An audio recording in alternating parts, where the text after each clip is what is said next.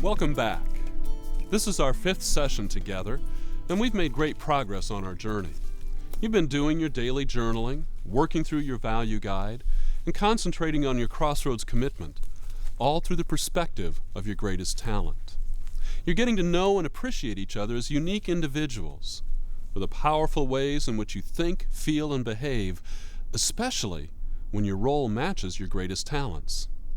Sometimes, though, it's hard for people in the church to find a role that maximizes their talents.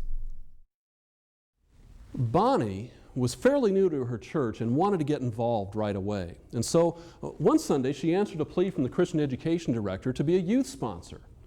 She thought, how hard can this be? I was young once, and I can handle a group of teenagers. Well, Bonnie was wrong. It turned out to be not such a good experience. She found the lessons to be frustrating. She found that the kids were always asking her questions she couldn't answer, and she just felt like a failure. Well, fortunately for both her and the kids, she was able to get out of it, and they found something else who was better suited for the role. But she still wanted to do something, so she volunteered to be an usher. Well, that didn't work out so well either. She found that she wasn't that good at thinking on her feet or at meeting new people, and well, that didn't go so well for her. But then one day, Bonnie noticed that the flower beds on the church property needed sprucing up. She liked to garden and thought, well, maybe that's something I could do. So she went to the property committee, who told her to go for it. And she found that she got to take care of all of the flower beds, do the planning, the arranging the flowers, the colors, the patterns. She said that she really found she had a knack for that, and she just loved it.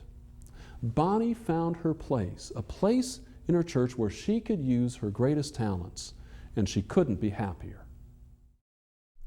It's a good thing Bonnie was persistent. Others might have just given up after experiencing only one disappointing wrong fit. Everyone's talents are unique, and all talents are needed for the building up of the body of Christ. We just need to find the right fit. The Apostle Paul understood this and wrote about it in his first letter to the church at Corinth.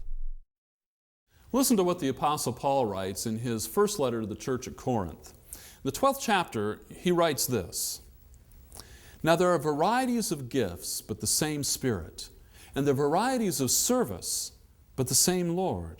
And there are varieties of activities, but it is the same God who activates all of them in everyone. To each is given the manifestation of the Spirit for the common good. The Apostle Paul is trying to help the church at Corinth understand that everyone's talents are valuable. Everyone's gifts have meaning. And to do this, Paul uses the metaphor of the human body. Listen to this.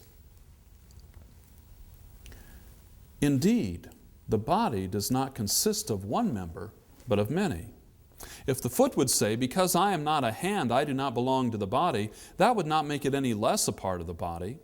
And if the ear would say, because I am not an eye, I do not belong to the body, that would not make it any less a part of the body.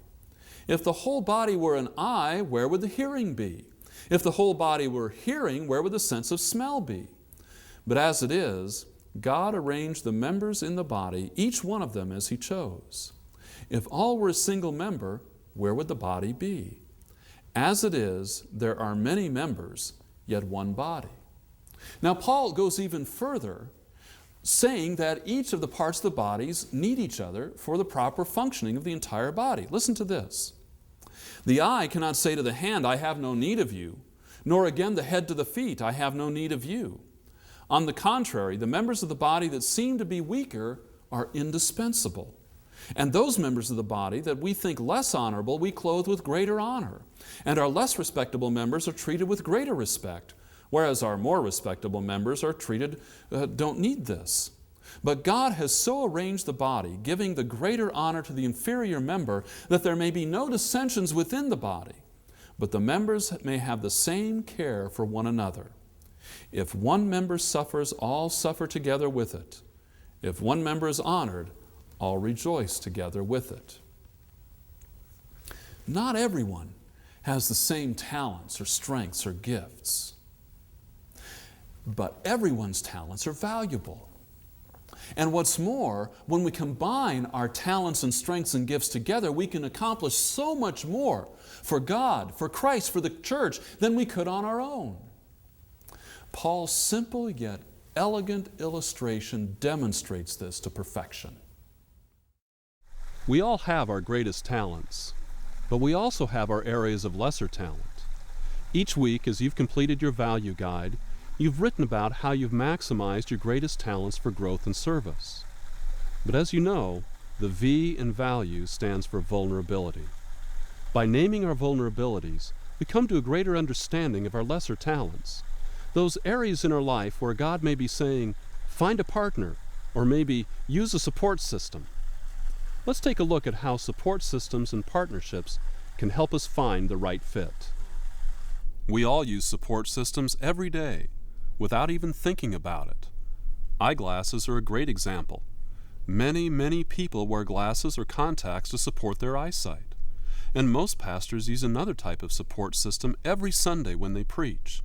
They use a microphone to support their voices. Many of you use a planner to help you remember your appointments and organize your priorities for the day, week, or month. These are all support systems. They all fill in where our talents can use a little help. Look around, and you'll see complementary partnerships everywhere too. Every day we partner with people whose greatest talents fill in where ours aren't quite as powerful. In fact, if you look around the room, you'll see several potential partners. Consider your talents, then consider theirs. Their talents can be complementary to yours, and vice versa. I'm working with partners right now. If you move the camera a bit, you'll see Tony on the boom mic, and you'll see Roger working with the scripts. And if you turn the camera all the way around, you'll see Rich, our cameraman. And then, after we're done shooting, Tony will partner with Mark, our director, to create the video you're now watching. Partners all around. Each of us not only using our greatest talents, but also filling in where others can use a little help. The result is good for everyone. Use complementary partnerships. You'll find that your effectiveness and productivity are not merely added to, but multiplied. Start today's session by considering how you and others can combine your talents in complementary ways. And you will find that it really is true that the whole is greater than the sum of its parts.